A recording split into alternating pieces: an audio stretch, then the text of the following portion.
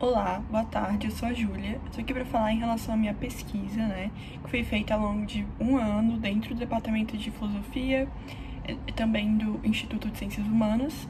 E minha pesquisa tem por título Mulher, Existência e Liberdade, uma articulação entre filosofia e feminismo, à luz de Simone de Beauvoir. Simone de Beauvoir é uma filósofa, dentro de tantos filósofos homens, existem algumas mulheres, muitas mulheres, e eu resolvi falar sobre uma delas, que é a Simone de Beauvoir, que compõe um movimento, uma corrente de pensamento dentro da filosofia que chama existencialismo filosófico. Na introdução do meu trabalho, então, pegando o gancho, eu vou trabalhar essa questão, eu vou trabalhar em específico uma obra, talvez a obra central dela, que é O Segundo Sexo, e na introdução eu vou trabalhar em específico essa questão do que é esse segundo sexo, do que ela chama como segundo sexo. E eu consigo entender nessa minha investigação que o segundo sexo se trata da mulher, da mulher dentro da sociedade patriarcal, da mulher enquanto esse outro, enquanto o outro desse sujeito principal que seria o homem, dentro do patriarcado, da mulher enquanto alteridade dessa existência central que é o homem dentro do patriarcado, Então, o segundo sexo por isso, porque há um primeiro, há um dominante dentro do patriarcado. Então, a Simone de Beauvoir consegue entender e questionar os moldes do existencialismo, as premissas de liberdade, de existência plena e de responsabilidade que o existencialismo propõe, pensando nesse segundo sexo, Então, vai questionar, justamente com o argumento de que há as barreiras sociais para esse segundo sexo. Então, como se responsabilizar totalmente pela sua existência, Na metodologia, eu vou pensar justamente essa questão dessa interseccionalidade entre a filosofia existencialista e a teoria feminista, São duas epistemologias aí que se relacionam dentro da obra O Segundo Sexo, da Simone de Beauvoir. Então, essa minha proposta é justamente uma proposta de combate ao sexismo, ao sexismo de pensamento dentro da universidade, Conseguir trazer mulheres para o debate, conseguir trazer epistemologias feitas por mulheres, Então, de um combate mesmo a essa barreira institucional, simbólica, política, que é a misoginia, que é o sexismo, que é o machismo, enfim. E os resultados dessa pesquisa, fazendo um detalhamento e um enfoque profundo na obra dela, mas também preliminar, girou em torno de 4 eixos, O primeiro eixo se deu por título A Consideração da Mulher como Segundo Sexo. O segundo eixo se deu por título A Legitimação Científica do Segundo Sexo. O terceiro eixo se deu por título A Produção Histórica do Segundo Sexo. O quarto eixo se deu por título A Infância como um Estágio que Estrutura o Segundo Sexo. Então a gente vai, nesse trabalho com a obra, se aproximando da raiz do argumento, que é justamente a questão do segundo sexo, Quem seria o segundo sexo?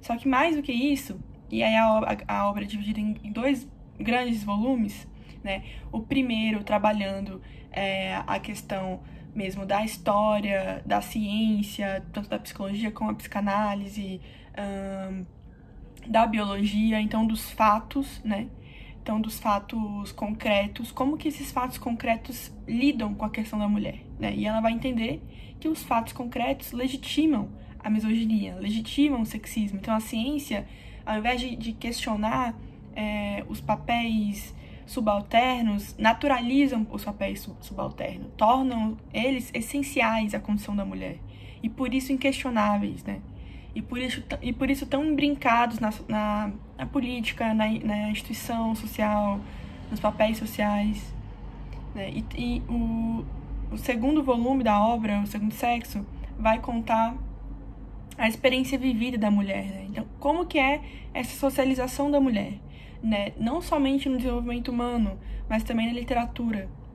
Então, a gente também tem essa perspectiva de que há uma perpetuação de uma socialização sexista, E na conclusão, a gente consegue se aproximar a diferentes eixos, assim, Então, a gente consegue entender que a liberdade, o exercício da liberdade da mulher é limitado, a sua existência plena é limitada. Então, isso configura um furo, né, dentro do argumento do existencialista sartreano, por exemplo. E a gente tem também a Simone se aproximando de algumas hipóteses de possibilidades de liberdade da mulher, né? Então, ela ressalta que a independência financeira é fundamental para propiciar essa liberdade da mulher, né? Essa autonomia. Mas mais do que isso, o principal justamente seria a superação do sistema patriarcal em todos os seus moldes, né? Refazer a história, refazer as instituições, as leis, questionar os simbolismos sexistas, enfim. Então, realmente, uma superação do patriarcado. Para isso, ela propõe um caminho fundamental, um caminho importantíssimo, que está na base da socialização de todos os humanos, né? Que é a educação das crianças. Então, ela propõe que a superação do patriarcado começa, sobretudo, e também, consequentemente, começa, sobretudo, o exercício de uma liberdade, uma possível liberdade para a mulher, a partir de uma mudança na base da educação, uma mudança radical, uma mudança antissexista, né, para as crianças e para as futuras, todas as pessoas, né, homens e mulheres, então, devem mudar, né, a socialização atual para uma socialização atrelada à defesa dos direitos humanos, né, à igualdade de todos e principalmente a superação do sexismo.